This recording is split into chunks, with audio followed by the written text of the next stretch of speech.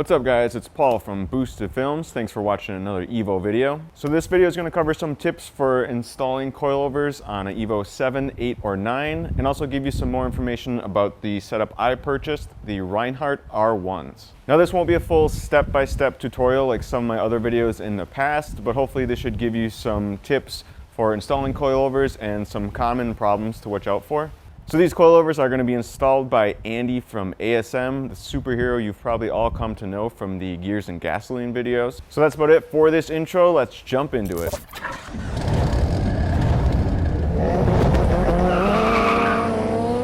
When I was building this EVO a few years back, I basically just wanted something to have the car lower than stock. So the OEM suspension was swapped out for some used coilovers. Well, the car was certainly lowered, but the ride height adjustment on 3 of the 4 corners was actually locked in place because of lovely Wisconsin weather taking its toll on the coilover threads. It was also a very stiff riding car. When you hit bumps or potholes, it would certainly give you that ouch moment. And to top it all off, they made this coil binding noise while turning at low speeds. Is that okay that it makes that noise? So after some research and discussion, Andy recommended I talk to Reinharte about some custom street coilovers for the EVO. So basically Reinharte Suspension is helping me make this video, so I wanted to help them out as much as possible. So here's a little bit of information about the Reinharte R1 coilovers we are going to install. The Reinharte R1 is a one-way adjustable coilover, meaning you can only adjust the suspension rebound. Reinharte also offers R2s that include 2-way adjustments and R3s that are, as you guessed, 3-way adjustment. Andy will speak to the different adjustment options later in this video. Now back to my R1s. They have 16-way adjustable rebound with fully independent ride height and preload adjustments. Now, so far, this is honestly pretty common for most coilovers you would buy. But here's how the Reinhartes are different from some other coilovers. They have EDP corrosion-resistant coating applied and come with a 2-year warranty. They are custom built to your needs and application. And with McPherson suspension applications, such as the EVO, they receive inverted dampeners by default, as well as thrust bearings to prevent spring bind. Here's Andy speaking to the inverted dampeners and the EDP coatings. You can see the shaft of this shock. Well, this is actually the bottom side of the actual shock. It's mounted upside down, and that gives this diameter, which is taking all of the lateral loads. It's a much bigger diameter shaft versus this little guy, probably what, 1/3 of the size? Mm-hmm. So that won't take as much side loading. There is an advantage to this style though. You won't get as much stiction happening because obviously this has a bigger shaft. Okay. There's a lot more friction happening. So there is always a kind of give and take, but on a car like this and an EVO, probably gonna want that extra bigger shaft. A lot of these cheap coilovers, and I see this a lot, especially with cars here in the Midwest, driven through winters, is they just rust, and these collars lock up, can't be adjusted anymore. These top hats will eventually start wearing out really quick. This one's kind of sticky, and yeah.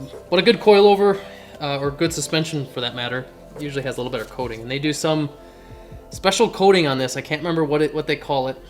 It shouldn't do this in 1 year. So the rebound adjustment knob for the Reinharte R1s is at the bottom of the coilover and not the top, like some others. Andy explains why this is and also discusses the differences between rebound and compression. Well, I mean, yeah, the adjustment's on the bottom, essentially because it's just an upside down shock. So the bottom of the shock is here, and the top is here, and this is adjusting our rebound. So the 2 types of forces on a shock. The shock is trying to control that spring energy, and that's kind of what rebound is doing. So when you compress a spring has this energy to bounce back, right? Without a shock, the spring would just kind of keep bouncing. So the shock has a rebound adjustment here, and that's controlling how much resistance it has for when that shock is releasing. For example, if you push down on the spring, that energy coming back up would be your rebound adjustment. So if you have a lot more rebound, it's not gonna let that spring come back up as quick. So little rebound, the spring would come up really quick. So that adjustment's right here. If you have 2-way adjustments, you'd have a rebound adjustment, and then you'd have a compression adjustment. And that compression adjustment would probably be on the top or on a remote canister. And then 3-way adjustment. So the Reinhartes have R1, R2, and R3. R2 being their 2-way adjustment, and then R3 being the 3 ways. And then the 3 ways will have 1 rebound adjustment at the bottom, and then the Compression has two compression adjustments, a high speed and a low speed. Low speed being slower shock shaft speeds. So that would be like hitting the brakes in the car diving forward. High speed would be your bumps, hitting a bump at 80 miles an hour going down the interstate. Really fast bump. Now that you know a bit more about the coilovers I'm installing and the other options Reinharte provides, we'll move along to some coilover install basics. Here's Andy talking about adjusting the spring preload and setting your initial ride height. I don't really put much preload on the springs, and this is gonna be different for every application. And I usually get it so the spring is just kind of snug there and not bouncing around. Sometimes if you need more droop travel, you'll run it lower, and there might be a little bit of play in the spring. You can get away with a little bit, but if there's a lot of play in this with the spring, then you'd put a helper spring in there. So the helper spring is just going to help keep this spring kind of positioned correctly. But as adjusting your preload is just going to be tight. Yeah, you can tighten this up and yeah, start giving it preload. And then that's just the lock. Yep. So it also will depend on how much actual shock travel you have. You want to set this up right so your shock travel, when you get near the bottom of your shock travel, you'll hit your bump stop, which is actually, since this is upside down, the bump stop is in here. If you get this wrong, you might not have the suspension you might not have the shock in the correct position where it might be always hitting the bump stop or never touching the bump stop. So you want to get this, you want to have enough droop travel, so you want the shock fully extended, but you also want to set it up so that you'll hit the bump stop when you get near the end of the shock travel. So these I've always ran, the Reinharte R1s ran with just a smidge amount of preload to keep the spring seated, usually where you can kind of still spin it easily by hand. Then I lock that in place, and then I kind of set the ride height with this bottom one. So where do you start on the ride height even? I'm just gonna measure. Kind of have to guess a little bit because we don't know where it's gonna be exactly, but I'll kind of set it next to the old one, measure it, kind of get it close. I know we're running different spring rates, I believe, than what's on there, but if we can get it close, then when we get it on the ground, we'll see if we need to go up or down with it. And then I'll set ride height based on just measuring visually from the ground up to like this fender, so we get a nice visual ride height. Get it to where we want it, and then after that, we'll put it on the scales and do some proper corner weighting. And corner weighting is going to get us that fine adjustment and make sure each wheel is getting the as equal as possible amount of weight, so we have a perfect cross weight. Now we'll move along to installing the front coilovers. One important thing to point out here is the two bolts that hold the coilover to the knuckle are different. The bottom bolt is just a normal bolt, but the top bolt allows for 1 degree of camber adjustment. In the stock position with the arrow facing the middle of the car, it is a -1 degree camber setting. With the bolt turned facing outward, camber is -2 degrees. This bolt is not infinitely adjustable between -1 and -2. It's simply a one or the other option. Top bolt on an EVO has a little extra lobe. You can see it there.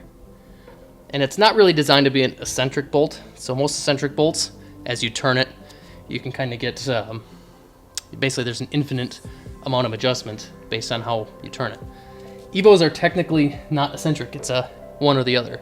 So you can either put the bolt in this way with the lobe out, or this way with the bolt in to give you more or less camber.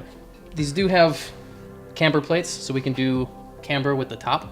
As to what you want to do with this bolt, it kind of depends on the wheels you're running. If you're running a pretty aggressive wheel fitment, you might want to run the bottom at the most positive camber setting, because that's going to give you more wheel clearance between the actual wheel and the inside by the spring. But if you're running a stockish type setup, you could probably get by running it at max negative camber. So yeah, if you want the most positive camber, the lobe goes inwards. If you want the most negative camber, the lobe would go outwards. And you can easily see that as you put it in. Maybe you can't see it in the video, but this is the lobe pointing out at me and in. You can kind of see the whole spindle, shift. So you can kind of see what setting you want. When you got top camber plates, I'll usually just set them full positive to be safe, because EVOs typically are going to have an issue with bigger wheels getting close to the springs. Make sure, kind of a dumb mistake if you do, but don't impact or tighten from this side. Obviously with that lobe being there, it's not going to turn. I mean, it could turn. You could force it to turn, but impact on the nut. Yep. It's usually good practice anyway, right? Yeah, always do the nut side. Yeah. Yeah, so you're not fighting the friction of that whole bolt spin. Mounts have typically I think factory they both come in from the back, but these mounts, because it's that one lobe, so these are kind of ovaled on maybe both sides. Mm-hmm. Well, on those it's only ovaled on one side. Okay. So you have to, one side's going to be a little different. Okay. But typically they it won't both go go in. the same way. Usually stock, yes. Okay. But yeah, this only has the one oval for the lobe on just one side of the mount. So, Okay. and they just make one mount. Instead of making two separate mounts for a left side and right side, they just do one mount. So basically your bolt's gonna go backwards. You're going to have one bolt that goes in. Now, if your main goal with coilovers is just to fit wider wheels, listen to this tip on how Reinharte can provide you lower mounts from an EVO 10 that can help provide extra wheel clearance. You can request a different lower mount. You can request the EVO 10 mounts, which actually push the whole shock inwards more, and it's going to give you more wheel clearance. So if you're trying to run like a 9.5, 10-inch wide wheel, you're probably going to need the EVO 10 lower mounts. So if you do get a set of suspension from Reinharte's, tell them you want the EVO 10 mounts. They will work just fine. They're just going to give you a little more space for the wheels. One thing you will lose, though, is this bracket behind that holds your brake line and your ABS line. You'll have to relocate that. Maybe they have little brackets that you can kind of mount off the side of the shock. You'd have to do something there because you will lose all your room behind the shock. Once Andy installed the front coilovers, we moved to the rears. Here are a few tips for the rear coilover installation on the CT9A EVO. If you remove the stock rear shocks, you're more than likely going to have to swing that lower arm out of the way. So you'll have to, probably easier to do that outer bolt and let the arms just fall completely down, and then the shocks can just come straight down. We didn't have to do that because you already had lowering coilovers that were lower. So we can just unbolt it and then just kind of push down the whole spindle, and then we can slip this through, up and over, out of there, no problem. But the stock stuff, being taller, has a lot more droop travel. It's just a lot longer shock. So have to just unbolt that rear arm, drop everything down. And generally speaking, best practice is to never really just undo both at the same time. Just do one at a time. Yes. Yeah. So if you undo both, I mean, you can, but the whole suspension is going to drop down probably further because your sway bar is trying to equalize the ride height on each side. So if you leave one connected, the sway bar is holding up the other side. So if you need everything to drop down further, disconnect the sway bar on both sides, and both sides are going to drop all the way down. So you can do that, and it just makes it a little tougher getting everything back in. You'll have to probably use a jack or something to lift up this whole wheel hub. It's quite heavy to do by yourself. So there are a lot of cheap coilover options out there. Why are these options cheaper? Well, let's find out.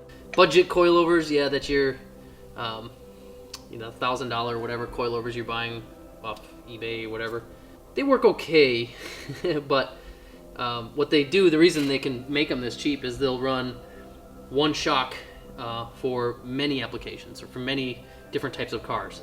So this shock might be the same exact shock they use also on most of the new STIs or whatever is similar, whatever use the same shock.